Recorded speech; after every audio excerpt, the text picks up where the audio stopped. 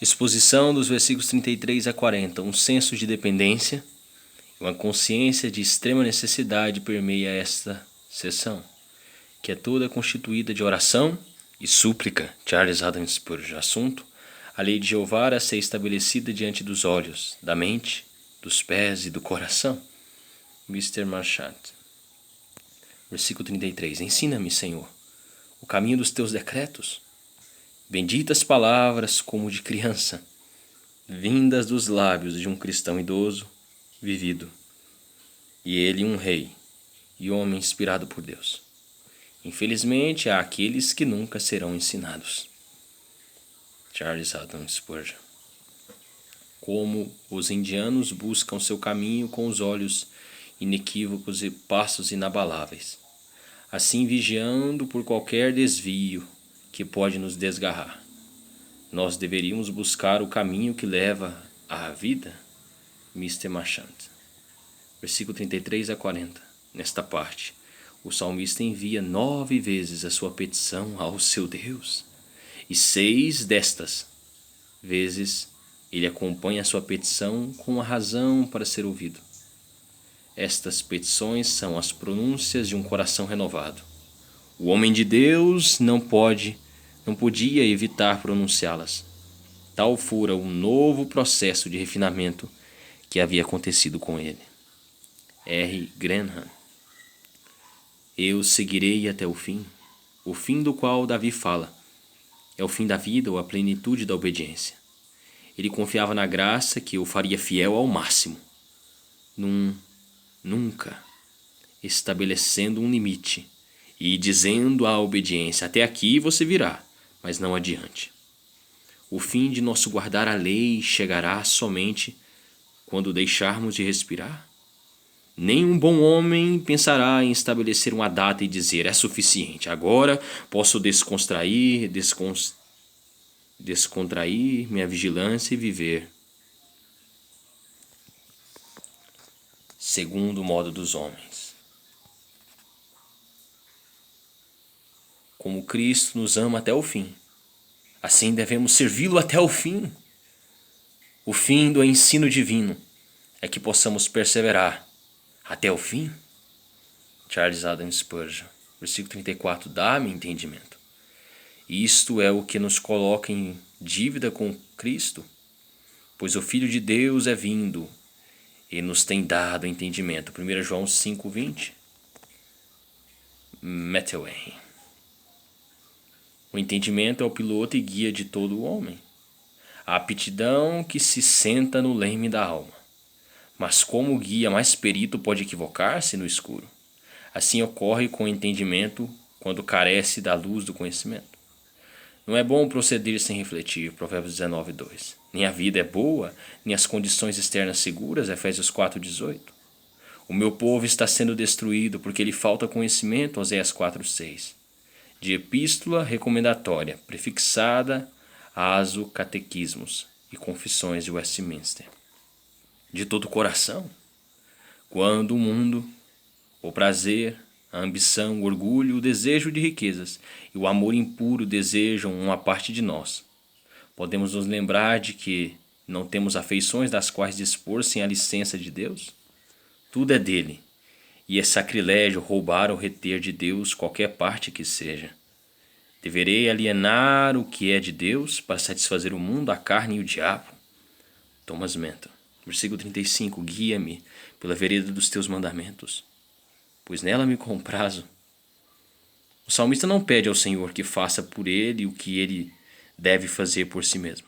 Ele deseja ser guiado ou percorrer no caminho do comando. Ele não pede para ser carregado enquanto jaz passivo, mas para ser guiado. A graça não nos trata como rebanhos e pedras a serem carregadas por cavalos ou motores, mas como criaturas dotadas de vida, razão, vontade e poderes ativos que são dispostos e capazes de caminharem por si só, se assim lhes for designado. Charles Haddon Spurgeon. Não precisamos apenas de luz para conhecer nosso caminho, mas um coração para nele andar. Não será suficiente para nosso dever. Ter uma compreensão nua de verdades a menos que as acolhamos e as busquemos. Portanto, dessa mesma forma, precisamos de assistência dupla de Deus. A mente deve ser esclarecida, a vontade movida e inclinada. A obra de um cristão não está na profundidade da especulação, mas na elevação da prática. Thomas Menton. Versículo 36. E não há cobiça? Esta é a inclinação da natureza e a graça deve rejeitá-la? Este vício é tão nocivo quanto comum, tão vil quanto miserável. É idolatria e, sendo assim, destrona Deus. É egoísta e, assim, é cruel com todos sob o seu poder. É ganância sórdida e, assim, o próprio Senhor venderia o próprio Senhor por peças de prata. É um pecado degradante, humilhante, endurecedor e sufocante que seca tudo ao seu redor, que seja amável à semelhança de Cristo e semelhante a Cristo. Aquele que é cobiçoso é da raça de Judas e muito provavelmente acabará ele próprio sendo filho da perdição. Charles Haddon Spurgeon. É a criada de todos os pecados, pois não há pecado que um homem cobiçoso não usa para seu ganho. Deveríamos estar alertas com todos os pecados, mas especialmente com os pecados que geram outros pecados. William Cooper. São Boaventura, sobre nosso salmo, diz que a cobiça deve ser odiada, banida, repudiada. Deve ser odiada porque ataca a vida da natureza, deve ser banida porque impede a vida de graça, deve ser repudiada porque obstrui a vida de glória. Clemente de Alexandria diz que a cobiça é a cidadela dos vícios e Ambrósio diz que é a perda da alma. T. Leblanc. 37, versículo 37. Desvie os meus olhos para que não vejam a vaidade. O pecado entrou na mente do homem antes de tudo pelos olhos, que ainda são os portões favoritos para a entrada das seduções de Satanás. O pecado é vaidade, ganho injusto é vaidade, jactância é vaidade e, de fato, tudo que não vem de Deus é controlado pela mesma cabeça. De tudo isto, devemos nos afastar. Charles Haddon Spurgeon.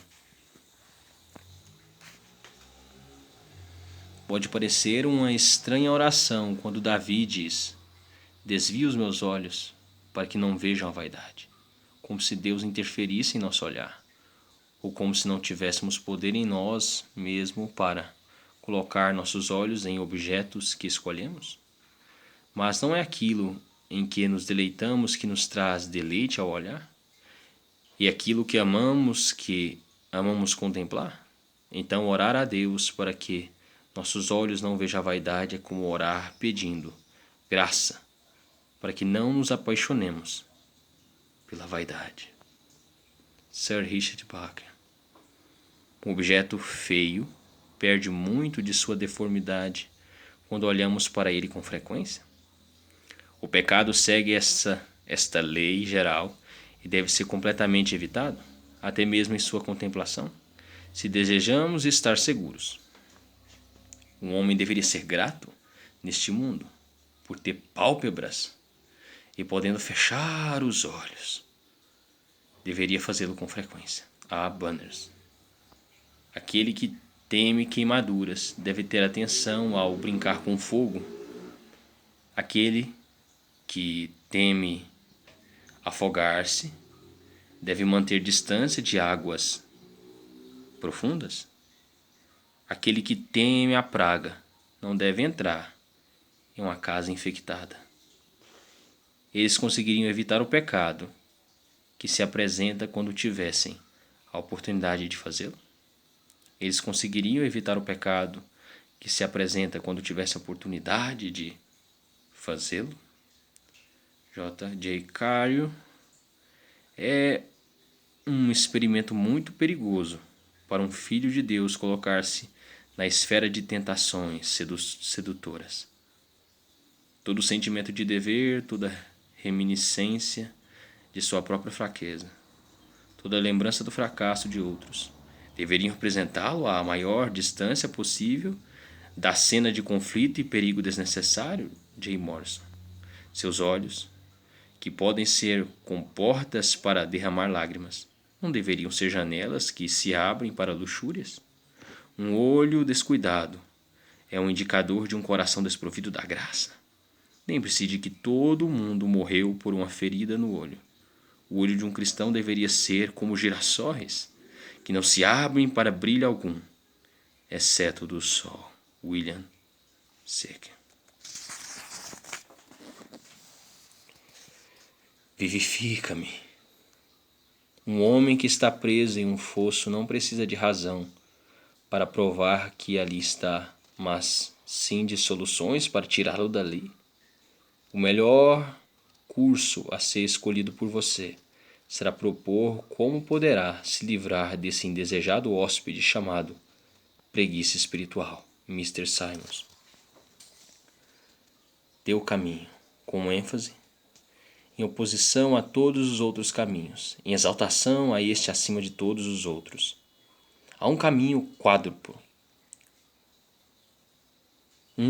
Via mundo, o caminho do mundo que é espinhoso. 2. Via carnes, o caminho da carne, e este é insidiosa, pérfido. 3. Via satana, o caminho do diabo, e este é tenebricosa, tenebroso.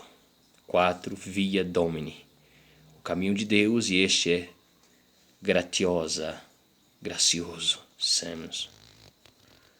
Versículo 38. Confirma ao teu servo a tua promessa. Cristo se irou com seus discípulos por não se lembrarem do milagre dos pães quando passaram por agruras semelhantes novamente. Não compreendeis ainda? Nem vos lembrais dos 5 pães? Ao ensinarmos uma criança a soletrar, ficamos irados se ao mostrar a ela a letra 1, 2 ou 3 vezes, ela ainda se equivoque quando vir a letra novamente? Então Deus se ira conosco quando vivenciamos sua palavra nesta, naquela e em outra providência e, contudo, nossas dúvidas retornam a nós, a Banners. Feita aos que te temem. Nunca seremos enraizados e fundamentados em nossas crenças a menos que pratiquemos diariamente o que professamos crer. A certeza plena é a recompensa da obediência. As respostas à oração são dadas àqueles cujos corações respondem ao comando do Senhor.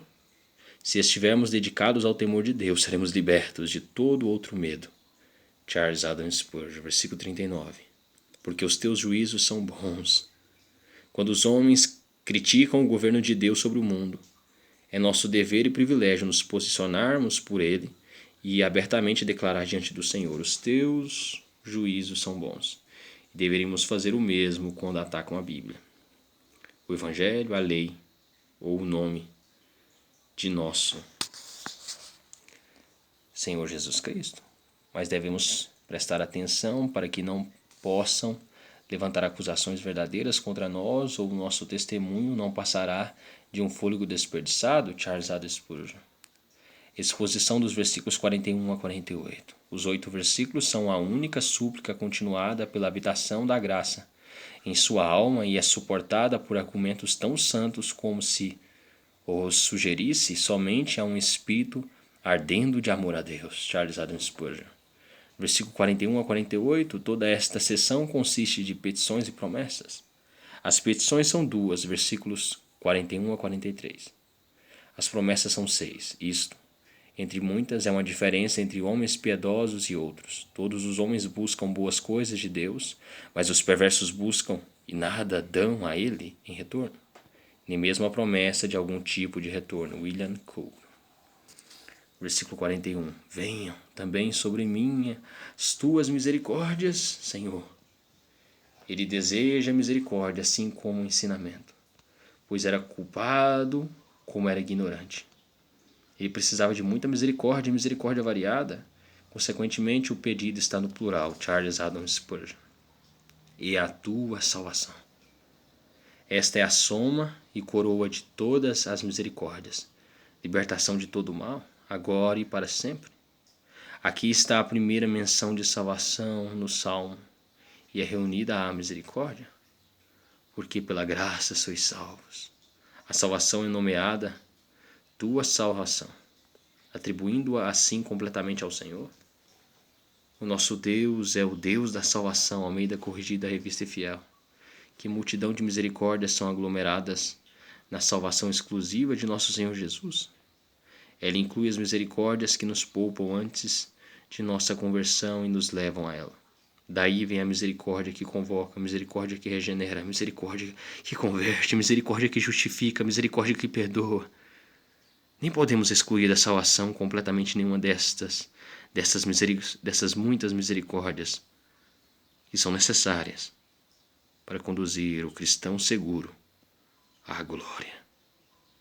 A salvação é um agregado de misericórdias incalculáveis em número, inestimável em valor, incessantes em aplicação, eternas em duração.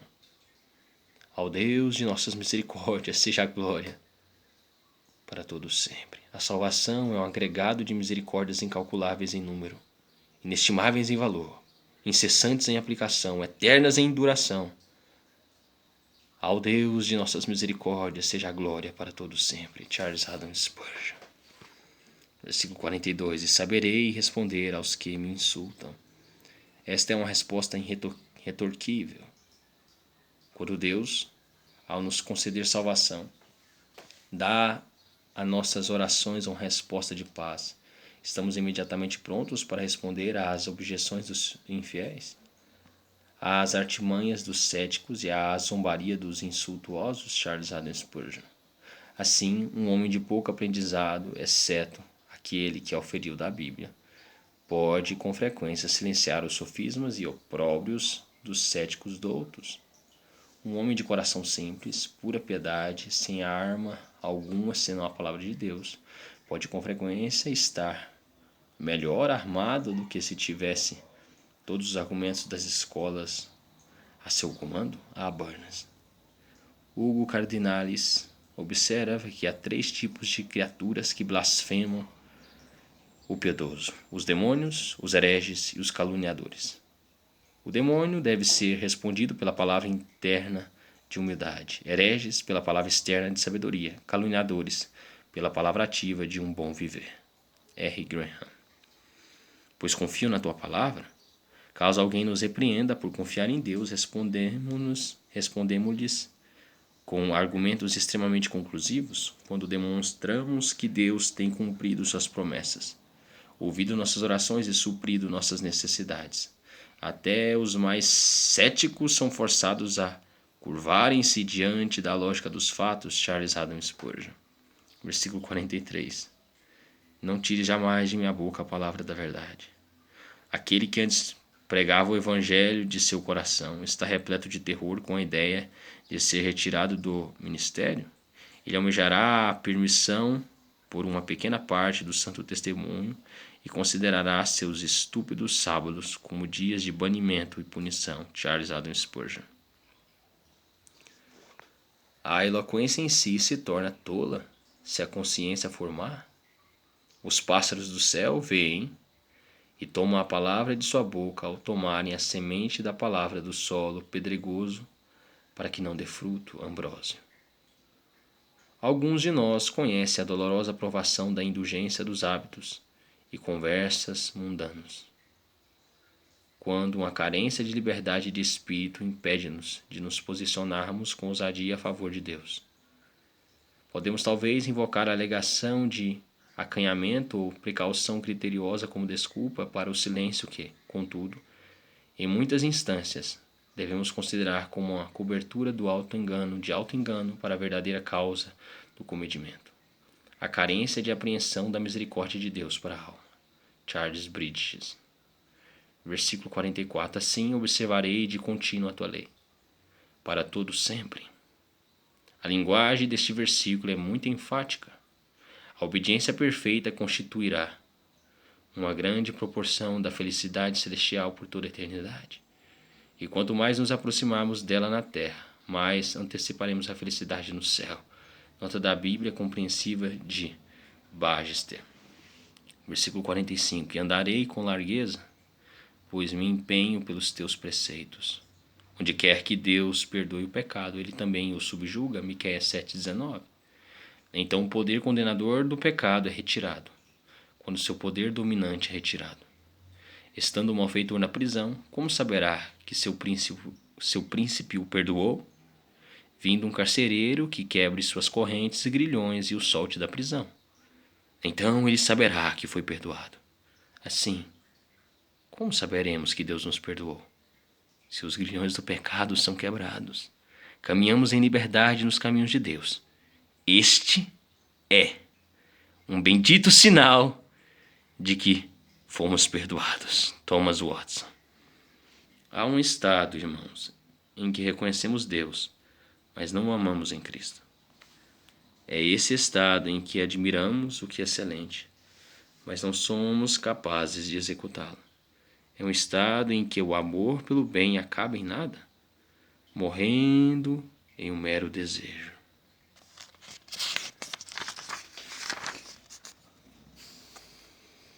Esse é um estado da natureza em que estamos sob a lei e não convertidos ao amor de Cristo. E então há outro estado, quando Deus escreve a sua lei em nossos corações. Pelo amor em lugar do medo. Um dos estados é este: não posso fazer aquilo que desejo. O outro estado é o seguinte: caminharei em liberdade, pois busco teus mandamentos. Frederick William Roberts. Aquele que vai pelo caminho trilhado e correto não terá espinheiros atingindo-o nos olhos. Provérbio saxão. Versículo 46. Também falarei dos teus testemunhos na presença dos reis. Homens da mais grandiosa santidade têm sido homens da mais grandiosa ousadia. Latimer foi um homem de muita santidade, considerando as trevas e profanidade dos tempos em que ele vivia. É um homem de muita coragem e ousadia, comprovadas por seu presente de ano novo ao rei Henrique VIII. Um Novo Testamento embrulhado em um guardanapo com este mote, ou lema relacionado: incitadores da prostituição e adúlteros, Deus os julgará. Thomas Brooks.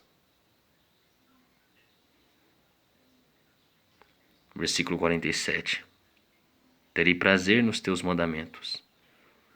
Aquele que deseja pregar com ousadia a outros deve antes ele mesmo deleitar-se na prática daquilo que prega. George Orwell. Teus mandamentos, os quais amo, sob a palavra amo. O carmelita cita 2 ditos de filósofos antigos que ele recomenda serem aceitos por aqueles que aprenderam a filosofia do Evangelho, que é a mais verdadeira. O primeiro é a resposta de Aristóteles à questão sobre que benefício ele teria obtido da filosofia. Eu aprendi a fazer sem constrangimento o que os outros fazem por medo da lei. O segundo é dito muito similar de Aristipo. Se as leis se perdessem, todos nós viveríamos como vivemos agora, enquanto elas estão em vigor. E para nós todo o versículo é resumido nas palavras de um mestre ainda maior do que eles: se alguém me ama, guardará a minha palavra. João 14:23, Neale e Nightingale.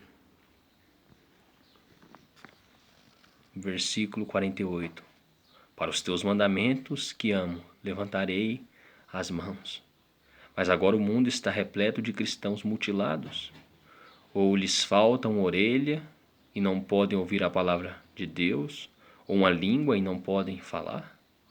Ou se têm ambas, lhes faltam mãos e não podem praticá-la. William Cooper. Abraão Ezra explica, e talvez corretamente, que a metáfora neste local é tirada de uma ação daqueles que recebem qualquer pessoa que, ao vê-las, lhes alegre ou orgulhe. Daniel Creswell. Exposição dos versículos 49 a 56. Versículo 49. Lembra-te da promessa que fizeste ao teu servo. Há um mundo de significados na palavra lembra, ao se dirigir a Deus. Ela é usada nas Escrituras no sentido mais afetuoso e adequado aos aflitos e deprimidos. O salmista clamou: lembra-te, Senhor, a favor de Davi, de todas as suas provações. Jó também orou para que o Senhor lhe designasse um tempo estabelecido e se lembrasse dele. No caso vigente, a oração é tão pessoal como lembra-te do ladrão, pois sua essência está nas palavras ao teu servo. Seria tudo em vão para nós se a promessa fosse lembrada para todos os outros e não se cumprisse para nós. Mas não há o que temer, pois o Senhor jamais esqueceu-se de uma única promessa feita a um cristão sequer. Charles Haddon Spurgeon. Aqueles que fazem das promessas de Deus a sua porção podem, com humilde ousadia, fazer dela sua súplica. Deus concedeu a promessa em que o salmista tinha esperança, e a esperança pela qual ele recebeu a promessa. Matthew Henry, versículo 50. O que me consola na minha angústia é isto, que a tua palavra me vivifica. O mundano agarra seu saco de dinheiro e diz: isto é meu consolo. O perdulário aponta para sua elegância e brada: isto é meu consolo. O bêbado ergue seu copo e canta: este é o meu consolo. Mas o homem cuja esperança vem de Deus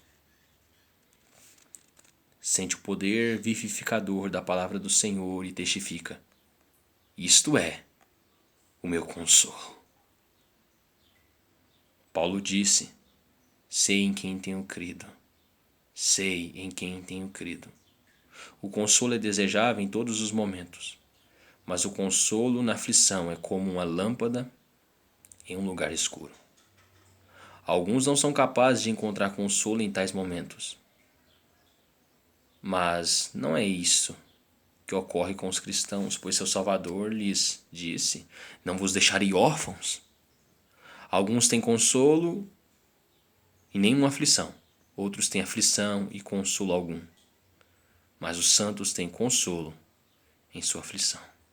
Charles Haddon Spurgeon. Consolo, chamado. Consolação. De onde o nome Neemias foi derivado? A palavra ocorre apenas em Jó 6:9. As lágrimas são as criadoras da alegria espiritual. Quando Ana pranteou, ela se foi e já não mais estava triste. A abelha coleta o melhor mel das ervas mais amargas. Cristo fez o melhor vinho, utilizando água. Thomas Brooks. A tua palavra me vivifica. Bendito seja Deus por não ter apenas escrito sua palavra, mas tê-la selada em seu coração e a tornado efetiva. Você pode dizer que tem inspiração divina por ter sentido sua ação viva? Oh, graça livre! Que esse Deus enviaria sua palavra e o curaria. Que ele o curaria e não outros. Que essa mesma escritura, que para eles é letra morta, seja para você o saborear da vida. Thomas Watson. Versículo 51. Soberbos zombam continuamente de mim. Os homens devem ter olhos inusitados para conseguirem enxergar na fé uma farsa e na santidade uma comédia. Contudo, infelizmente, este é o caso de homens que, tendo perspicácia reduzida, conseguem esboçar amplo sorriso ao zombar de um santo. Pecadores orgulhosos fazem de homens piedosos bolas de futebol? Eles chamam de diversão estrondosa o caricaturar um membro fiel do Clube Santo. Seus métodos de viver cauteloso são material de suas piadas sobre o metodista. E seu ódio pelo pecado faz suas línguas abanarem para o tão confrontado puritanismo e a hipocrisia austera. Tendo sido Davi grandemente zombado, não podemos esperar escapar do escárnio dos impetuosos? Há multidões de homens orgulhosos ainda sobre a face da terra, e se encontram um cristão em aflição, serão maldosos e cruéis o suficiente para divertirem-se às suas custas. É a natureza do filho da escrava zombar do filho da promessa. Charles Adam Spurgeon. Os santos de Deus se queixaram disto em todas as eras. Davi e de seus muitos zombadores, os ignóbeis e zombavam ou zombavam. Jó foi desdenhado por aqueles filhos, cujos pais ele teria rejeitado como companheiros dos cães de seu rebanho. João 31. José foi apelidado de sonhador, Paulo de tagarela, o próprio Cristo de samaritano e, com intento de desonrar um carpinteiro, Mical era estéril.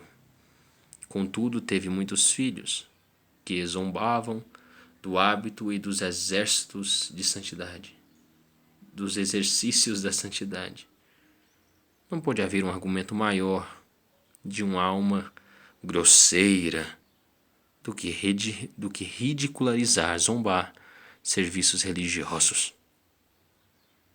Corações mundanos nada conseguem ver nessas ações senão tolice e insanidade. A piedade não possui tempero, mas para os seus paladares é insípida. T. Adams. Grande coisa é um soldado se comportar bem sob disparos, mas é algo ainda maior um soldado da cruz ser inabalável no dia de sua tribulação. Não ferem o cristão os cachorros que latem para ele. W. S. Plumer. Todavia, não me afasto da tua lei. Seu regozijo nada sagrado não nos ferirá, se não prestarmos atenção a ele. Assim como a lua nada sofre com os cães que ladram, que latem para ela. Charles Adam Spurgeon. Versículo 52. Lembro-me dos teus juízos de outrora e me conforto, ó Senhor. O sorriso dos orgulhosos não nos afligirá quando nos lembrarmos de como o Senhor tratou com seus predecessores em períodos anteriores. Ele os destruiu no dilúvio, confundiu-os em Babel, afogou-os no Mar Vermelho, os tirou de Canaã. Em todas as eras ele mostrou o seu braço contra os arrogantes e os quebrou como vasos de oleiros. Enquanto em nossos corações bebemos humildemente a misericórdia de Deus em quietude, não ficamos sem consolo em estações de turbulência e escárnio, pois neste momento recorreremos à justiça de Deus e nos lembramos de como ele escarnece os zombadores. Ri-se aquele que habita nos céus, o Senhor zomba deles. Charles Adam Spurgeon. Ele se lembrou de que no início, Adão, devido à transgressão da ordem divina, foi expulso de sua moradia no palácio e que Caim, condenado pela autoridade da sentença divina, pagou o preço de seu crime parricida. Lembrou que Enoque foi levado ao céu por sua devoção, escapou do veneno da perversidade terrena, que Noé, que devido à justiça venceu o dilúvio, se tornou sobrevivente da raça humana, que Abraão, devido à fé, difundiu a semente de sua prosperidade por toda a terra, que Israel, devido ao paciente suportar das tribulações, foi consagrado povo que crê pelo sinal de seu próprio nome, que o próprio Davi, devido à mansidão, tendo sido honra régia a ele concedida, foi o favorito antes inclusive de seus irmãos mais velhos. Ambrósio. A quem sofra de uma doença chamada lienteria, em que a carne volta tão rapidamente quanto é ingerida e não permanece no estômago, não sendo nutridos por ela. Se a palavra não permanecer na memória, não pode beneficiar. Alguns se lembram melhor de um pedaço de notícia do que uma linha das Escrituras. Suas memórias são como aqueles lagos onde os sapos vivem, mas os peixes morrem. Thomas Watson. Versículo 53. De mim se apoderou a indignação por causa dos pecadores que abandonaram a tua lei. Verdades que eram divertimento para eles causavam assombro nele. Ele ficava atônito com suas perversidades. chocado com suas presunções, alarmado com a expectativa da repentina derrota de todos eles, impressionado com o terror de suas esperadas condenações. Aqueles que são os cristãos mais firmes na convicção da punição eterna dos perversos são os que mais entristecem com sua ruína. Não é a prova de delicadeza fechar os olhos para a terrível condenação dos impiedosos. A compaixão é muito melhor demonstrada em tentar salvar pecadores do que em tentar deixar a situação ao redor agradável. Oh, que ficássemos muito mais angustiados do que pensamos ser com a porção do impiedoso no lago de fogo. O plano popular é fechar os olhos e esquecer tudo isto, ou fingir duvidar disto. Mas este não é o caminho do servo fiel de Deus. Charles Haddon Spurgeon. Tive visões claras da eternidade. Vi, em certa medida, a bem-aventurança dos piedosos e ansiei por compartilhar de seu feliz estado, assim como fui confortavelmente satisfeito que, por meio da graça, isto ocorrerá. Mas, oh, que angústia se levanta em minha mente ao pensar de uma eternidade para aqueles que vivem sem Cristo, para aqueles que estão enganados e que levam suas falsas esperanças à sepultura consigo. A visão foi tão pavorosa que de forma alguma consegui suportá-la. Meus pensamentos esmoreceram e eu disse, sob um senso mais comovido do que nunca: quem pode habitar com as brasas eternas? David Brainerd. Oh, quem pode expressar qual é o estado de uma alma em circunstâncias tais como esta? Tudo o que possivelmente pudermos dizer sobre isto fornece uma simples representação muito débil da situação. É inexprimível, inconcebível, pois quem conhece o poder da ira de Deus? Que pavoroso é o estado daqueles que estão diariamente, em todas as horas, correndo o risco de sofrer com essa grande ira e miséria infinita. Este é o caso sombrio de toda alma nesta congregação que não é nascida de novo, ainda que moral e rigorosa, sóbria e religiosa elas possam ser. Oh, que você considerasse isto, sendo velho ou jovem. Há motivo para pensar que há muito nessa congregação agora ouvindo esse discurso de que de fato, esse discurso de que de fato serão sujeitos desta exata miséria por toda eternidade. Há motivo para pensar que há muitos nessa igreja, nessa congregação, ou que escutam minha voz, agora ouvindo esse discurso, que de fato serão os sujeitos dessa exata miséria por toda a eternidade. Nós não sabemos quem são estes, ou onde estão sentados, ou que pensamentos têm agora. Pode ser que estejam agora confortáveis e ouçam estas coisas sem muita perturbação e adulam-se por não serem estas pessoas, prometendo a si mesmas que escaparão. Jonathan Edwards. Oh, quem pode expressar qual é o estado de uma alma em circunstâncias tais como esta? Tudo o que possivelmente pudermos dizer sobre isto fornece uma simples representação muito débil da situação. É inexprimível e inconcebível, pois quem conhece o poder da ira de Deus? Que pavoroso é o estado daqueles que estão diariamente, em todas as horas, correndo o risco de sofrer com esta grande ira e miséria infinita. Este é o caso sombrio de toda alma nesta congregação, que não é nascida de novo. Ainda que moral e rigorosa, sóbria e religiosa, elas possam ser. Oh, que você considerasse isto, sendo velho ou jovem.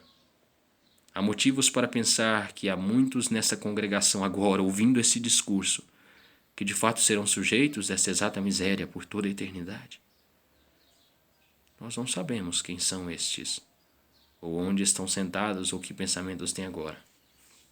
Pode ser que estejam agora confortáveis e ouçam estas coisas sem muita perturbação e adulam-se por não serem estas pessoas, prometendo a si mesmas que escaparão. Jonathan Edwards.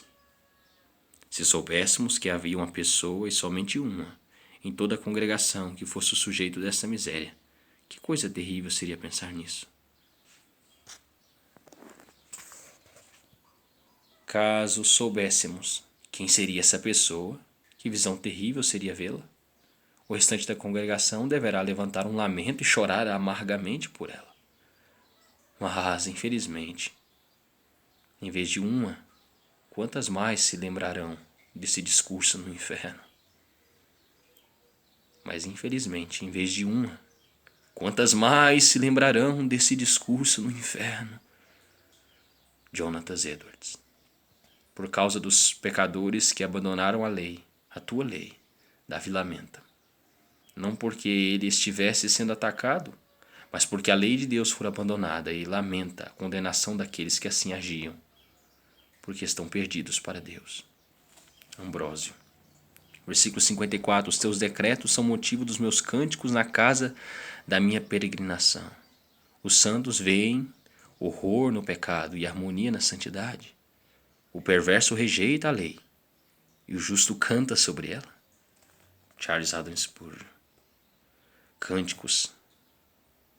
Tais cânticos têm poder para aquietar o inquieto pulso da preocupação e veem como a bênção que segue a oração.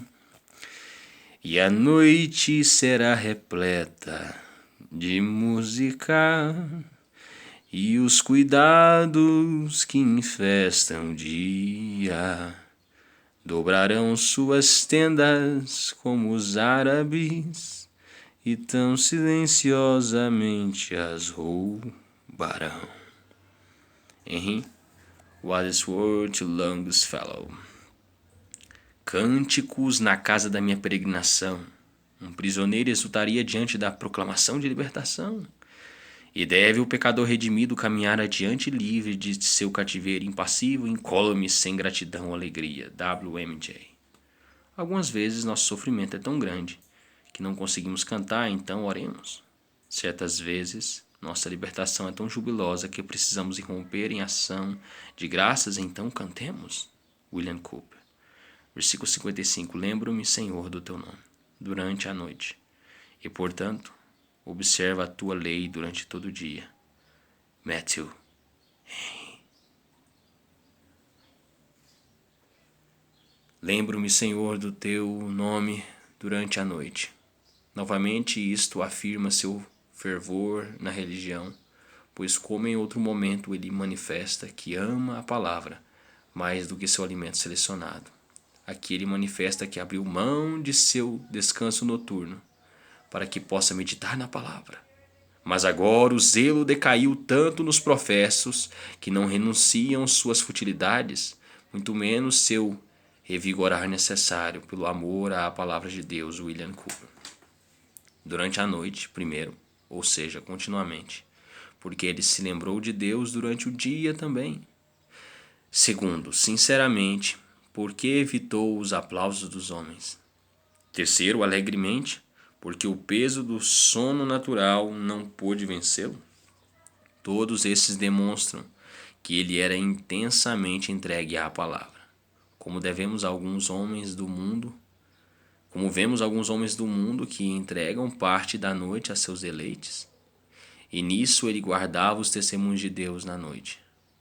Ele demonstrou que estava igualmente no secreto como na luz, por meio de que condenava todos aqueles que encobriram sua perversidade com escuridão. Examinemo-nos para constatar se interrompemos nosso sono para clamar a Deus, como fazemos para satisfazer nossos prazeres. R. Graham. Pastor Arms, em Hermannsburg, costumava pregar, orar e instruir seu povo durante 9 horas no sábado. E então, quando sua mente estava completamente exausta, todo o seu corpo carregado de dor e parecia quase estar morrendo pela carência de descanso, ele não conseguia dormir. Mas ele costumava dizer que amava deitar-se e permanecer acordado a noite toda no silêncio e na escuridão para pensar em Jesus. A noite afastava tudo de seus pensamentos e deixava seu coração livre para comungar com aquele que sua alma amava tão devotamente e que visitava e consolava seu discípulo exausto nas vigílias da noite de março. E observa a tua lei, não tendo memória do nome de Jeová, não nos lembraremos de seus mandamentos. Se não pensarmos neles secretamente, não obedeceremos abertamente. Charles Haddon Spurgeon.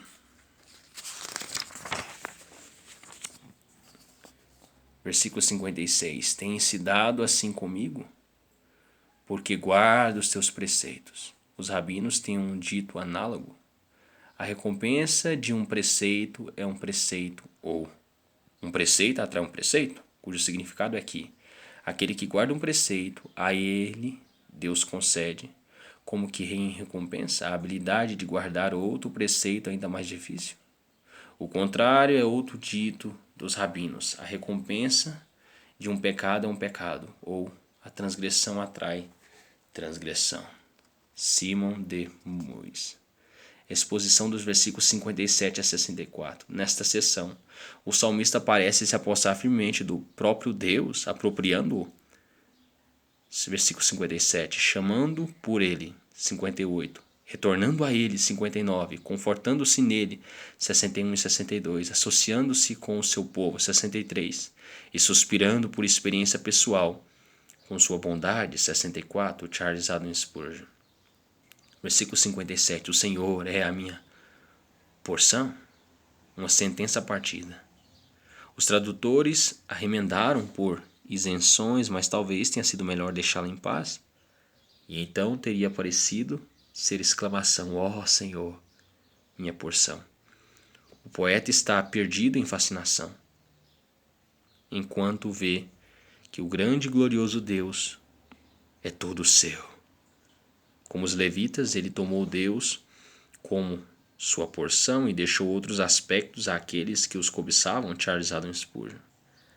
A sinceridade dessa declaração pode ser percebida, porque ele fala como que se dirigindo a Deus. Não diz apenas ele é minha porção, mas ousa falar diante da face de Deus. O Senhor é a minha porção. Em outra parte é dito: a minha porção é o Senhor, diz a minha alma. Lamentações 3:24. Aqui, contudo, ele não fala se dirigindo a Deus, mas acrescenta: diz a minha alma.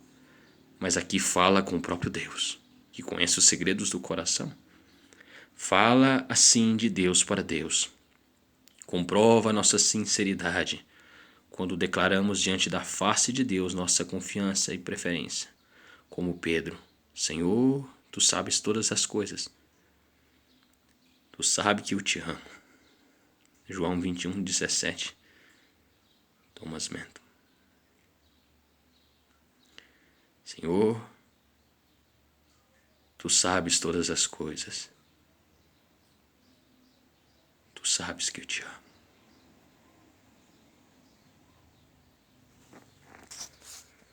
Ah, Senhor, se Satanás viesse a você com a maçã, como já o fez a Eva, diga-lhe que o Senhor é a sua porção. Ou com uvas, como já o fez a Noé, diga-lhe: o Senhor é a sua porção. Ou com uma mudança de vestes, como já o fez a Geazi, diga a ele que o Senhor é a sua porção. Ou com a barra de ouro, como já fez com Acã, diga-lhe: o Senhor é a sua porção. Ou com um saco de dinheiro, como já o fez com Judas, diga a ele: o Senhor é a sua porção. Ou com a coroa ou um reino, como já fez com Moisés, diga-lhe que o Senhor é a sua porção. Thomas Brooks. Se Deus for seu, todos os seus atributos também pertencem a você. Todas as suas criaturas, todas as suas obras de providência lhe farão bem conforme você precisar. Ele é uma porção eterna, plena, satisfatória. Ele é um amigo eterno, sempre presente, e sem ele você é uma criatura amaldiçoada em todas as condições, e todas as coisas trabalharão contra você. J. Mason. Tendo havido um momento na vida de Davi em que alguém pôde sentir propenso a invejá-lo, não seria naquele vigor de vitória quando Golias caiu prostrado aos seus pés, nem na hora de triunfo ainda maior, quando as donzelas de Israel cantaram louvores a ele, na dança dizendo: Saul feriu os seus milhares, porém Davi os seus 10 milhares. Não seria no dia régio, quando sua reivindicação inquestionável do trono de Israel foi concedida por todos os lados e por todas as tribos, mas seria no momento em que, com um coração amável e confiante, ele olhou para Deus e disse: O Senhor é a minha porção. Barton Boucher. Versículo 58. Compadecer-te de mim. Compadecer-te de mim. Compadece-te de mim, segundo a tua palavra. Aqui temos o seu compadece-te de mim, elevando-se com tanta intensidade de súplica humilde, como se ainda estivesse entre os penitentes mais estremecidos. A confiança da fé nos torna ousados em oração, mas nunca nos ensina a viver sem oração ou justifica-nos para sermos algo diferente do que humildes suplicantes diante do portão da misericórdia. Charles Haddon Spurgeon. Todo consolo deve ser construído sobre uma promessa das Escrituras. O restante é presunção, não verdadeiro consolo. As promessas são Pabulum fidei, et anima fidei, o alimento da fé e a alma da fé. Pabulum fidei, et anima fidei. O alimento da fé e a alma da fé. Como a fé é a vida de um cristão, assim as promessas são a vida da fé. A fé é morta se não tiver promessa alguma para vivificá-la. Como as promessas não têm uso algum sem a fé, como que aplicá-las? Assim a fé não tem utilidade alguma sem uma promessa que possa apreender. Edmund Callam. Versículo 59. Considero os meus caminhos e volto os meus passos para os teus testemunhos. A ação sem pensamento é insensatez, e o pensamento sem ação é preguiça. Pensar cuidadosamente, agir prontamente é uma feliz combinação. Se conseguimos endireitar nossos pés no caminhar santo, em breve conseguiremos endireitar nosso coração em viver alegre. Charles Haddon Spurgeon. A palavra hebraica usada aqui para verbo considerar significa pensar nos caminhos de um homem deliberadamente, seriamente, cuidadosamente e curiosamente. Este santo homem de Deus considerava exata e curiosamente todos os seus propósitos e práticas, em todos o seu agir e falar, em todas as suas palavras e obras, e ao perceber que muitos deles não chegavam ao padrão da regra, sim, estavam contra a regra, ele voltou seus pés para os testemunhos de Deus. Ao encontrar seus erros em sondagem diligente, um escrutínio rígido, ele muda seu comportamento e molda sua conduta mais exatamente segundo a regra. Oh, cristãos, vocês devem se preocupar tanto com suas carências espirituais como com seus deleites espirituais. Devem se preocupar tanto com suas entregas quanto com seus estoques. Devem se preocupar tanto com o que você será no futuro, como com o que você é agora, devido ao passado. Certamente nunca será iminente em santidade o cristão que tem olhos para contemplar pouca santidade e nunca um olho para ver a carência posterior de santidade. Thomas Brooks. Venenos podem ser medicinais? Deixe os pensamentos de antigos pecados agitarem uma comoção de ira e ódio. Sentimos arrepios em nossos espíritos e um movimento em nosso sangue, com o simples pensar em uma amarga porção que bebemos no passado? Por que não faríamos espiritualmente? O que a própria estrutura da constituição de nossos corpos faz naturalmente? Ao trazer algo repugnante à mente? S. Charnock. E volto os meus passos para os teus testemunhos. Mencionando esta passagem, Philip Henry observou que a grande virada a ser feita no coração e na vida é voltar-se contra todas as outras coisas em direção à palavra de Deus. A conversão nos leva para a palavra de Deus como nosso critério para examinarmos a nós mesmos, nosso estado, nossos caminhos, nossa alma, doutrinas, adorações, costumes, como nosso espelho, segundo o qual nos vestimos, Tiago capítulo 1, como nossa regra que guia nosso andar e trabalhar, Lucas capítulo 24, como nossa água que nos lava, Salmo 119, versículo 9, como nosso fogo que nos aquece, Lucas capítulo 24, como nosso alimento que nos nutre, João 23, 12, como nossa espada com a qual lutar, Efésios capítulo 6, como nossa conselheira em todas as nossas dúvidas, Salmo 119, versículo 24, como nosso tônico para nos consolar, como nossa herança para nos enriquecer.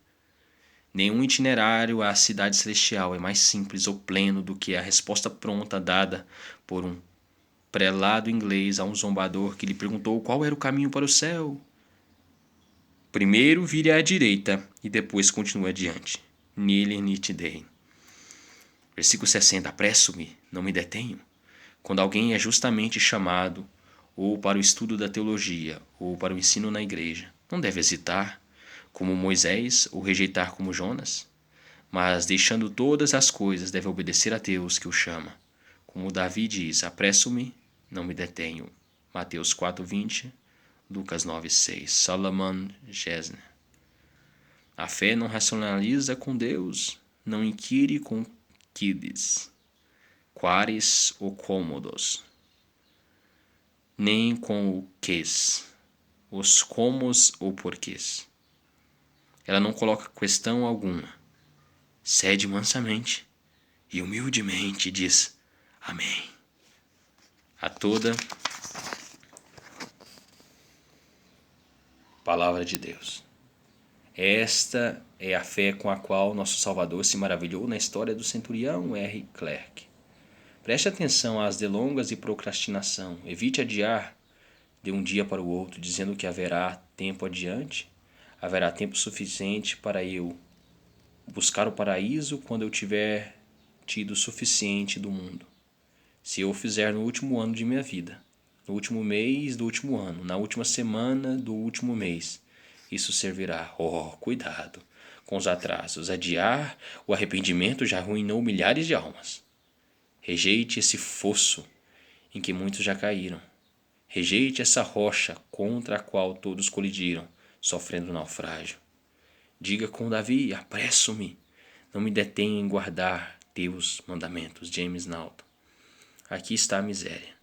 Deus sempre vem fora de hora para o coração carnal. Foi o diabo que disse, vieste aqui atormentar-nos antes do tempo, Mateus 8, 29.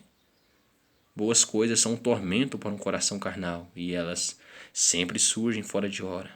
Certamente esta é a melhor hora, quando a palavra de Deus é premida em seu coração com testemunho, luz e poder, e quando Deus trata com você sobre a sua paz eterna. Thomas Menton.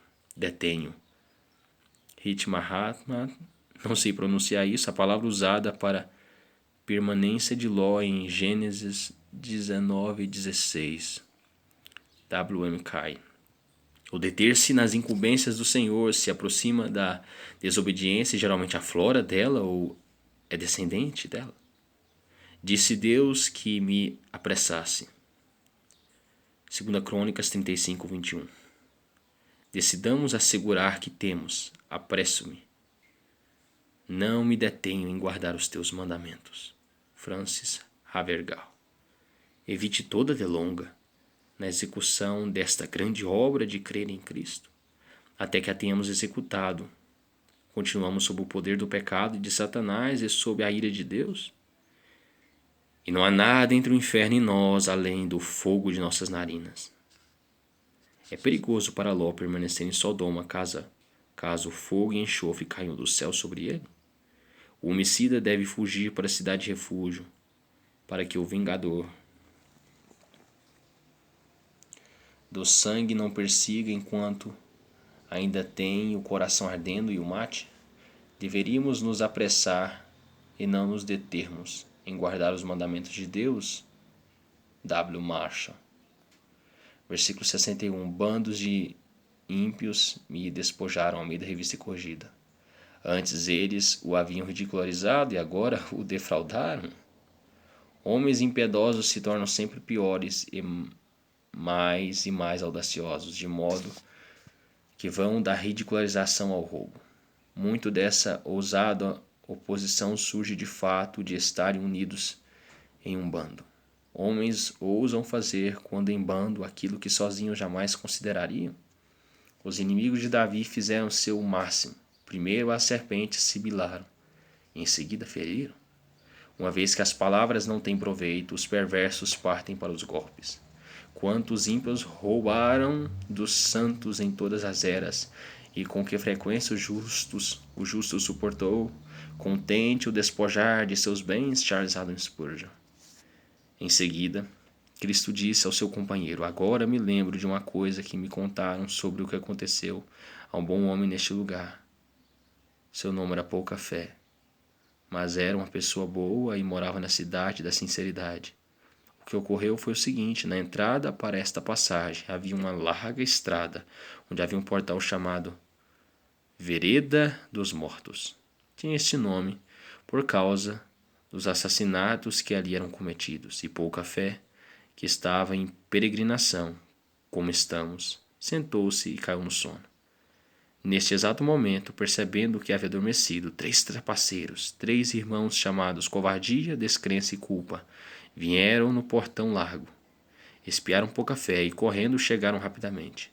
Nesse momento, aquele bom homem acordou e já se preparava para retornar sua jornada, quando os bandidos se aproximaram dele e, com linguagem ameaçadora, ordenaram-lhe que levantasse. Com isso, Pouca Fé ficou branco como uma folha de papel, sem força para lutar ou fugir. Em seguida, Covardia ordenou: entregue-nos sua bolsa.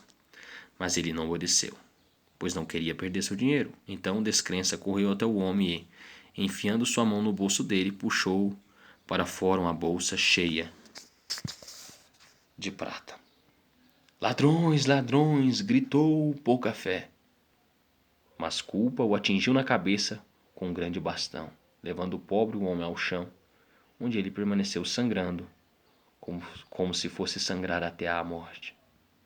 Eles não revistaram o suficiente para descobrir o local onde ele guardava suas joias, pois ainda estavam sob seu poder. No entanto, como me contaram, aquele peregrino estava preocupado com sua perda. Na verdade, os ladrões conseguiram a maior parte do dinheiro para suas despesas. Ele ainda tinha uma pequena quantia, porém, não o suficiente para levá-lo até o fim de sua jornada. Se não estou enganado, foi obrigado a pedir esmolas, pois era proibido vender suas joias. Apesar das esmolas e de fazer tudo o que lhe era possível, passou fome na maior parte do restante do caminho, John Bunyan. Contudo, não me esqueço da tua lei. Isto era bom. Nem seu senso de injustiça, nem sua tristeza por suas perdas, nem suas tentativas de defesa o desviaram dos caminhos de Deus. Ele não agiria erroneamente ao prevenir o sofrimento do erro, nem agiria mal para vingar-se do mal. Ele não podia ser subornado ou intimado a pecar. O cordão do impiedoso não poderia afastar Deus dele, nem ele de Deus. E isto porque Deus era a sua porção e ninguém podia desviá-lo disto pela força ou fraude. Essa é a verdadeira graça que pode suportar o teste. Alguns maus são gananciosos em seu círculo de amigos, mas este homem era santo em meio ao círculo de inimigos. Charles Haddon Spurgeon. Versículo 62. À meia-noite me levantarei para te louvar pelos teus justos juízos. Almeida, Revista e Corrigida. O salmista observa a postura. Ele não se deleitava na cama e louvava. Não há muito na posição do corpo, mas há algo. E este algo deve ser observado sempre que for útil à devoção e expressivo de nossa diligência ou humildade. Charles Haddon Spurgeon. Aquilo que impede o sono de homens comuns ou São preocupações deste mundo, o ressentimento impaciente de lesões, ou o aguilhão de uma consciência má. Estes mantêm outros acordados, mas Davi era acordado pelo desejo de louvar a Deus. Thomas Manton. Sua sinceridade vista em seu sigilo. Davi professava sua fé em Deus quando não tinha testemunhas ao seu lado. À meia-noite, quando não havia risco de ostentação. Era uma alegria, um deleitar-se em Deus. Ambos secretos. E quando sozinho, não precisaria considerar os aplausos dos homens, mas somente ser aprovado por Deus que vem em secreto. Veja a orientação de Cristo. Tu, porém, quando orares, entra no teu quarto e fechada a porta, orarás a teu Pai, que está em secreto, e teu Pai que vem em secreto te recompensará. Mateus 6,6. Note também a prática do próprio Cristo. Tendo se levantado alta madrugada, saiu, foi para um lugar deserto e ali orava. Marcos 1,35. Antes que o dia nascesse, ele ia a um lugar deserto para orar. A hora e o lugar sugeriam sigilo. A grande reverência a ser usada na adoração em secreto. Davi não apenas eleva seu espírito para louvar a Deus, mas se levantava de sua cama para dobrar os joelhos a ele. Os deveres secretos deveriam ser executados com solenidade, não cambaleando. O louvor, uma ação especial de adoração, exige adoração de corpo e de alma. Thomas Manton. Versículo 63. Companheiro sou de todos os que te temem. O último versículo disse, me levantarei no futuro. E aqui diz, sou no presente. Dificilmente podemos esperar de estar certos no futuro, se não estivermos certos agora. Charles Adam Spurgeon. Esses dois caminham juntos, o amor de Deus e o amor de seus santos. Davi, piedoso, quando Jonatas morreu, fez inquirição diligente. Resta ainda, porventura, alguém da casa de Saul, para que use eu de bondade para com ele, por amor de Jonatas? E, eventualmente, ele encontrou o desamparado coxo Mefibosete. Então, se inquirirmos diligentemente, há alguém na terra a quem possa demonstrar bondade por amor a Cristo que está no céu? Encontraremos alguém a quem qualquer coisa que fizermos será aceito como feito para o próprio Cristo. William Cooper. Como seria bom para o mundo se os grandes potentados da terra pensassem, falassem e agissem. Companheiro sou de todos os que te temem. O amor próprio reina na maioria dos homens. Amamos o rico e desprezamos o pobre. E assim temos a fé de nosso Senhor Jesus Cristo, com acepção de pessoas. Tiago 2,1. Portanto, era universalidade. Esta universalidade deve ser considerada. Thomas Manton. Rejeite a companhia que rejeita Deus e mantenha a companhia que Deus mantém. Olhe para a sociedade dos carnais e profanos como infecciosa, mas considere pessoas sérias, de oração, como as excelentes da terra. Tais servirão para vivificá-los quando você estiver moribundo e aquecê-lo quando frio. Faça íntimas as mais animadas pessoas de Deus e veja o amor que tem por Cristo e sua semelhança a Ele como um grande motivo de seu amor por elas, mais do que o amor delas ou semelhança a você. J. Wilson. E dos que guardam os teus preceitos. Davi era conhecido por estar no lado piedoso. Ele sempre fez parte do partido puritano. Os homens de Belial o odiavam por isto, e sem dúvida o desprezavam por manter tais companhias ultrapassadas. Homens e mulheres humildes, que são puritanos e religiosos. Charles Haddon Spurgeon. Versículo 64. A terra, Senhor, está cheia da tua bondade, e a misericórdia que nos tira do útero nos alimenta nos dias de nossa peregrinação, nos supre de provisões espirituais, fecha nossos olhos em paz e nos traslada para um lugar de descanso seguro. É a primeira vestimenta do suplicante, o primeiro artigo do cristão, a contemplação de Enoque, a confiança de Abraão, a carga dos cânticos proféticos, a glória de todos os apóstolos, a suplicância, a súplica do penitente, os êxtases do reconciliado, o hosana do cristão, a aleluia dos anjos. Ordenanças, oráculos, altares, púlpitos, os portões da sepultura e os portões do céu. Todos dependem da misericórdia. Ela é a estrela guia do andarilho, o resgate do cativo, o antídoto do tentado, o profeta dos viventes e o consolo eficaz dos mortos. Não haveria um santo regenerado na terra, nem um santo glorificado no céu, se não fosse pela misericórdia. Não haveria um santo regenerado na terra, nem um santo glorificado no céu, se não fosse pela misericórdia. G.S. Bowes. Bem, depois eu continuo aqui, exposição dos versículos 65 a 72. Só lhe dou glória. Amém. Deus é bom. Fé e tulipas para todo mundo.